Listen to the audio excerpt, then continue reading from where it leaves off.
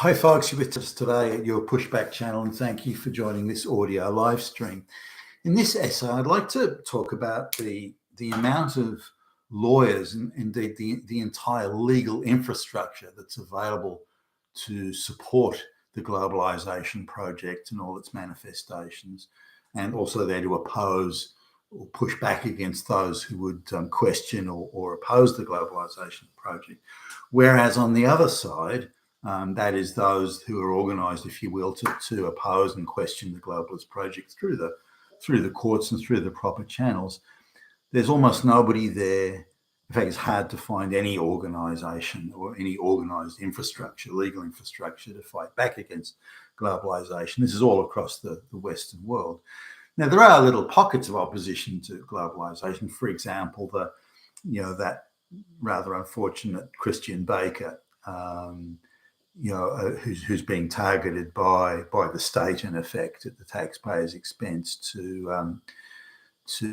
because he won't bake gay wedding cakes and that sort of stuff, or I think he wouldn't adorn it rather than wouldn't bake it. I think that was more the issue, based on my understanding. Clearly they're targeting him and baiting him and doing everything they can to provoke and instigate and set up confrontation. Now, in his case, there was a Christian group that assisted with his legal fees. Now, you find a few one-off instances like that, but there's no organised resistance to globalisation through the courts. Now, the globalists know that they're pushing something on the Western citizenry that the citizenry do not want and would never vote for. So it's very important to them that they create precedent through the courts. That's sort of the second tier, legislating from the bench through activist judges and activist prosecutors and so on. Now, I've noticed that every now and again the government puts up a particularly hopeless and feeble effort to stop some sort of globalist action, but they deliberately put useless flunky two-bit lawyers in there that just take a dive. They throw the case and then the globalists win and they've got their precedents. But now I just want you to go back to the time of when Donald Trump became president, and I appreciate it caught a lot of them by surprise, but almost immediately they had a fully mobilized, massive legal infrastructure to oppose Trump. Every executive order, anything Trump tried to do, there was an army of lawyers that would very quickly have their documents done. They'd have emergency hearings from activist judges who would make immediate stays and stops to what the Trump administration's policy platforms, and whether it be stopping illegal aliens or whatever it was. They had this army of lawyers, and I was astounded at how quickly they could organise, put their case together, get the judge, get the hearing, get the stay. It was happening in sometimes hours from beginning to end. Trump would announce something on Friday afternoon, and by Sunday the opposition had to stay. Now, I think that sort of brutal, dirty, in the mud fisticuffs is required a certain sort of attorney general, and that certainly was not Jeff Sessions. I think he was a good, decent person, or certainly seemed to be, but he was just not in that league. These were street thugs, and he had to play dirty along with them, and it just wasn't his thing. And they outmaneuvered him, outclassed him, and ran rings around him, in my opinion. So that, and then he made the fatal error of allowing that Mueller investigation and allowing those ridiculous open-ended terms that again hobbled the Trump administration there. Now, I was staggered at just how many lawyers they could do, how many lawyers the globalist or the pro-globalist crowd could get. And remember, there's a lot of deep state operatives which are helping. So they had prosecutors on their side, judges, legal clerks, all the entire legal administration was effectively against Trump, and it was pro-globalist, pro-illegal mass migration and a whole lot of things. And we look at, say, the inability of or the lack of desire of any government to stop the Antifa and BLM riots and so on. That staggered me. That there was just, and even when these people got arrested, there were again armies of lawyers would descend on the various state legal jurisdictions and get these people bailed, and we'll get the prosecutor to drop the case against them and this sort of thing. So huge infrastructure there that was fighting Trump and his policies, or his policy attempt to implement his policies every step of the way. Now, I thought that was pretty obvious early on how that was going, and I thought that the Trump team must have had insider saboteurs, because they were very slow to gear up and tool up to respond to those challenges. In fact, pathetically slow. And they allowed the first 2.5 years really of their administration to be largely wasted. They could have done huge things, but didn't. Not that the Republican Party was really that supportive either, the assholes, because they were mostly deep state globalist controlled as well. So anyway, that was and just sort of to illustrate, and I'll draw a few strands together in this essay, but just to illustrate how it goes today. There are again vast numbers of activist lawyers on the pro-globalist side. Now, the pro-globalist side includes, mass migration, mass black and brown peasant migration to the West. It includes the climate change stuff, radical feminism, race hustling, that sort of stuff. So, transgender, LGBTQ, all that sort of thing. And so there's these armies of lawyers, graduate lawyers that come out that they're working at NGOs and all that sort of thing, that genuinely believe that these things are truly holy, things to be doing. A mass migration of illiterate brown and black peasants. Nobody's illegal. The transgender, you have to call she, her, and all this sort of stuff. And they believe that is the virtuous thing to do. That will create this nirvana, this fucking utopia, if only we do this. And while you're doing all this, of course, it means you're fighting back against those damn Nazis that are everywhere. So there's these armies of lawyers who believe they're doing real virtuous things. There's the more cynical deep state, hustler operatives, like Jim Baker at Twitter and all this sort of stuff. But there's a lot of the younger lawyers, got this sort of virtue signaling thing that's implanted in their brains. They can't conceive of another way of existing. So now, I some years ago I put out an advert for I was posing an issue for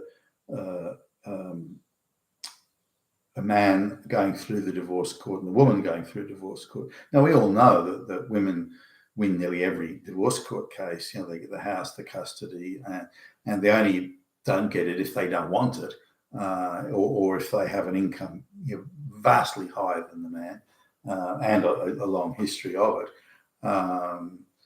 For example, there was also one where there was a merchant banker on $1 million a year, and she was married to a school teacher who was on $70,000 a year, and he had, of course, short hours because of the school and everything. She didn't particularly want the children; she just didn't want to give him too much.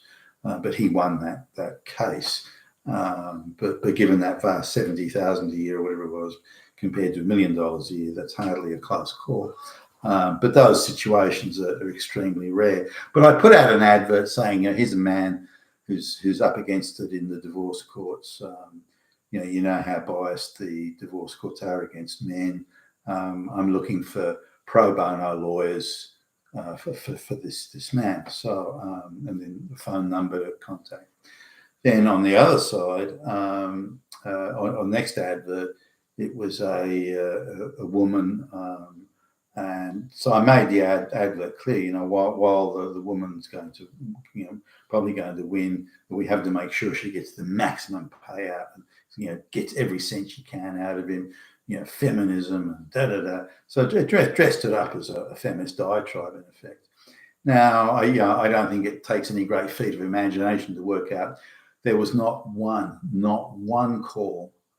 No, I shouldn't say there was a call for a lawyer hustling for if you pay me a lot of money up front, I'll represent. But not one pro bono lawyer, zero, zip, zilch, nada. Not one pro bono lawyer called for the man to represent the man, even though the divorce court process is stacked heavily against men. Not one. But for the woman, where you know she's going to win, and it's just a case of how handsomely, ideologically, it's already predetermined she's going to win. And the phone went hysterical, absolutely hysterical. There was, there wasn't 100, but there would have been 50 plus lawyers called to represent the woman, pro bono, by the way, pro bono. They're prepared to do it for free, and some of them were experienced lawyers. You think, well, maybe they're just grads fresh out of college or something like that. No, some experienced. Well, there were a few grads, by the way, but these were experienced lawyers as well. So it just goes to show you how many lawyers are ideologically disposed to support the globalist project, because that's supporting, it's race hustling, it's supporting lesbians, it's climate change, and this is the thing their heads are filled with all this shit when they come out. So they're not lawyers anymore. They're just activists who also happen to have some sort of low bar legal bit of paper, legal qualification. And these people are being sworn in as lawyers by the shitload, because they've got the right attitude. Now, coming back to the thing here, swarms of lawyers were out stopping Trump, whatever he tried to do, every policy piece there. And again, it was very tightly organised. Wham, they were into it, vast army. Paper was done, activist judge, get a decision, and it was wow. I mean, it's truly wow that these guys really made it happen. But when Biden came in, even though I was looking with shock at some of his executive orders and the blatantly anti-constitutional activity of I mean, he's not in charge, but his administration, or that administration, and I was shocked at how feeble and pathetic and pissweak the legal response was to all those things that Biden was trying to do.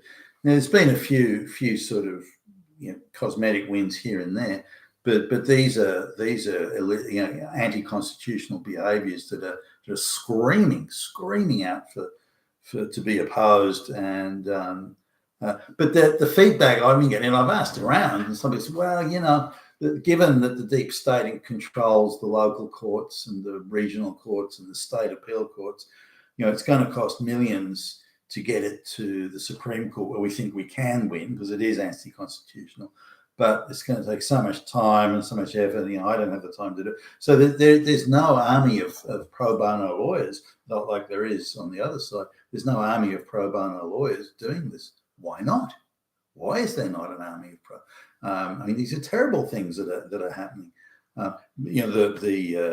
Particularly the racist laws that you can discriminate against straight white males and white people, but particularly straight white males. You can discriminate against them.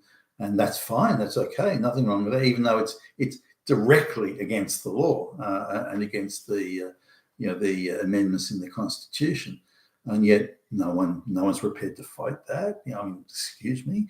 And it goes to illustrate that there's no organised pushback against these things. I mean, that some of these wins you think be fairly easy, but there's very little to no pushback. And I saw something just recently where there's a guy trying to set up a national sort of network of lawyers to oppose these sorts of things, the racism, anti-white racism and that sort of stuff. And he's struggling to find lawyers that are prepared to sign up. But on the other side, you want to, the pro globalization thing. You've got lawyers gagging, queuing up miles around the block to come and do that work for illegal immigrants or trans lesbians or something. There's just armies upon armies upon armies of those lawyers. The other side of it that also is interesting, activist judges and the like, how quickly they grant hearings to these people and how quickly they issue stays or even decisions, and how they're prepared to do things sort of without the other side even being able to put a case and so on. That to me is quite remarkable. I understand where the globalists make us. Well, we want to stop Trump's executive order to prevent illegal aliens coming across the border. Now, I get that they want to take that to court. I understand that, and I understand they want to put a stay on it. I get that, but the position should be, in my view at least, that okay, what is the opposing view here? Now, the idea of putting a stay until the other side can put forward a position. How come these guys were able to get, the globalist people were able to get all the paperwork and a judge and a decision and a court to hear, all that sort of stuff within, over a weekend, on the same fucking day. I mean, and yet they're unable to have an opposing counsel to put an opposing position or to put opposing arguments, or that just doesn't seem to happen, and nor is it invited. Now, if I was a judge, I'd maybe give I'll give you a couple of days stay, but you need to all be in court and argue your case there. So it shows that the judges are activists. But I managed to get hold of a few documents that were lodged, early on in the Trump. It's online, some of this stuff. And I can't believe how fucking sloppy the work is. It looks like it was done in a hurry by a first-year law student. It was that fucking sloppy. I mean, not only the spelling errors but just the way it was argued. It was like a child was arguing something. We don't think we believe that the attempt to stop illegal aliens coming across the border without paperwork is an attack on human rights and must be stopped. Oh yes, as the judge, human rights. Oh yeah, okay, stop it. Yeah. Now that.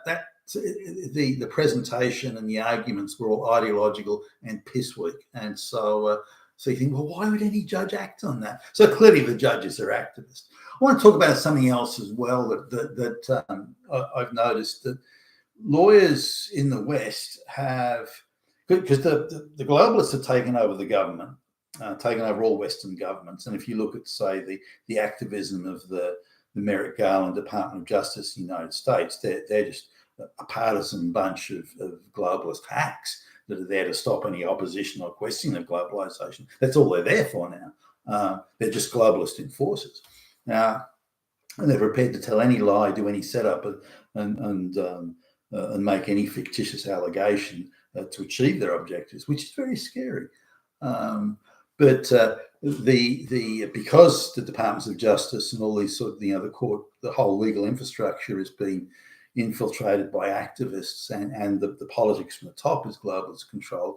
In effect, lawyers have become agents of the state, insofar as if they've got a license to practice and they displease the deep state or the globalist overlords, then they can find that their license is being revoked. Now, if you sort of study someone's life and their habits, there is something hard enough, you can find something that is in technical breach of some law somewhere, or the lawyer's oath, or so, something like that. You can find something if you really go looking and go over it with a fine tooth comb. A forensic audit of their behaviour or something. You can find something, and then you can throw them out. And it's just a case: are you prepared to put those resources in there? Now, you can say, well, withdrawing your legal license, you can't practice, and they've got a right of appeal, and so maybe the appeal's a bit slow, maybe a few things, and finally the witness that's got the smoking gun against the lawyer, well, they just don't turn up. Oh well, says the legal review board. Oh well, you can have your license back, Billy Bob. But I've been unable to practice for 6 months.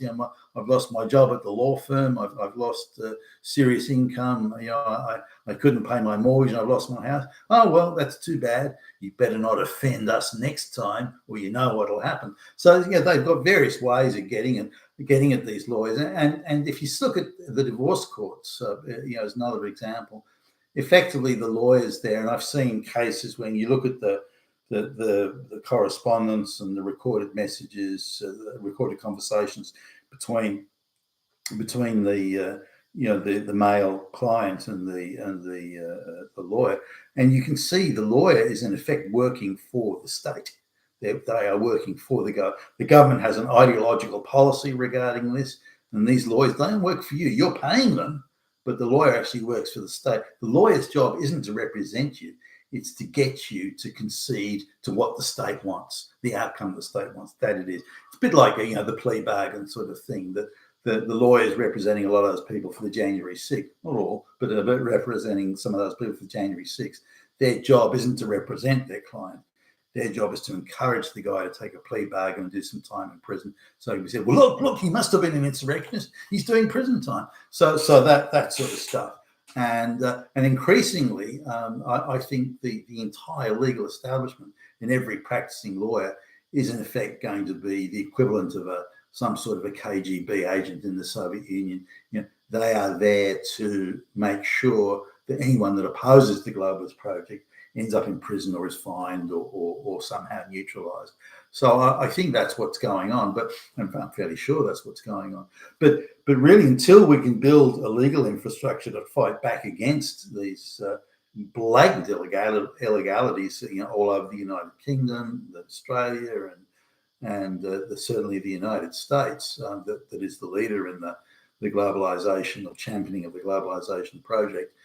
There should be, or we need, an army of lawyers to fight back against this. There are so many things that should already have been litigated, and it's not being. And there's one mention of Tucker Carlson that I saw, where there are things like special loans, special payments being made to certain people in the government, in government employment, could be education or elsewhere, where the government is sort of secretly writing off their college loans, or secretly giving them giving various people money to buy a house or to pay off their mortgage if they have a house. But you cannot be straight and white to get any of these things. You can only be a black lesbian and so on to get these benefits. So there's now an increasing and vast array of under the table and backdoor, quite secretive benefits that are being handed out to people based on their minority status and also the social power they're supposedly having. I mean, just another example I came across recently. There's at a high school here, there's one of some people I know were mentioning it to me, complaining about it, that there's a girl who's declared herself as a lesbian, who's not a good student, declared herself as a lesbian, because if she's a lesbian, there's a special sort of squad of people arrives, these hardened butch dykes. Because she's a lesbian, she's going to be personally persecuted by Hitler, and we have to get out there fast and make sure Hitler doesn't get away with it. Make sure those damn fascist Nazis go. And so they turn up and provide this hit squad but she gets an array. The alleged lesbian, gets an array of benefits. Now, there's a very low bar of evidence. She just has to say it, and she's able to access special coaching classes in any subjects she wants. If she wants to do lesbian sports like hockey or rowing or those sort of things. I don't know why they're supposed to be lesbian sports, but they apparently are. And so they'll pay for the team memberships and pay for her uniforms, and so there's a special support thing that straight girls don't get. Now, to my mind, that's illegal. If those sort of benefits are being offered to one, they have to be offered to all.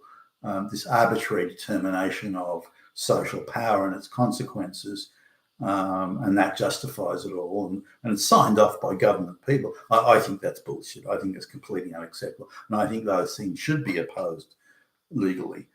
If it was the reverse, where white girls were getting it but not gay girls, then they'd be up in arms. So again, the law must be applied equally. And this is one of the huge failings of globalization. To get the globalization project across the line and implement it, the law cannot be applied equally, and this is what we have to fight back against. You've been with Tassus today, your Pushback channel. Thank you for listening.